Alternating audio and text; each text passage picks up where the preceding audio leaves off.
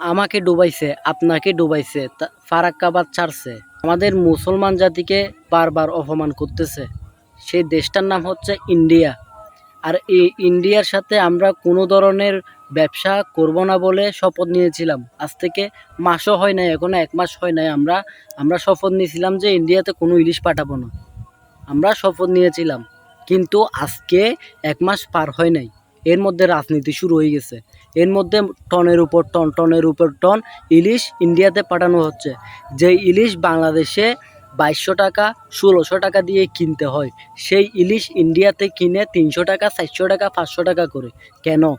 আমরা আমাদের ইলিশ ইন্ডিয়াতে পাঠাই, সেই ক্ষেত্রে আমরা ইলিশ খাবো 500 টাকা থেকে 400 টাকা 300 টাকা। আমাদের কেন ইলিশ খাইতে হবে 1600 টাকা 2000 টাকা?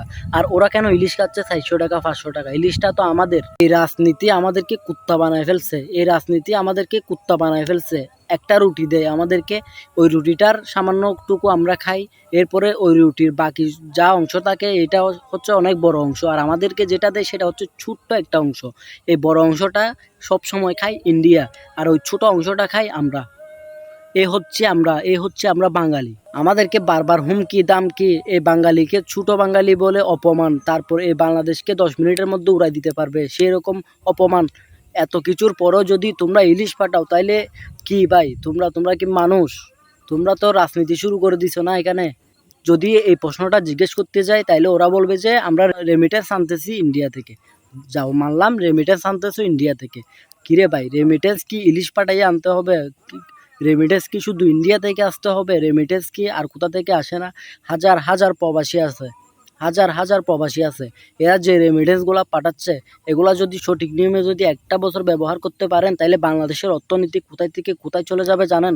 দুবাই পাইছে আপনার তেলের খনি, আমরা বাঙালিরা পাইছি রেমিটেন্সের খনি, রেমিটেন্সের।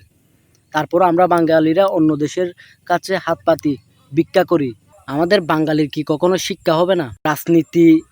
রাজনীতিক দল হিসাবেও বলতেছি না, কোনো দলের মানুষ হিসাবেও বলতেছি না, আমি একজন বাংলাদেশের নাগরিক হিসাবে এই কথাটা বলতেছি।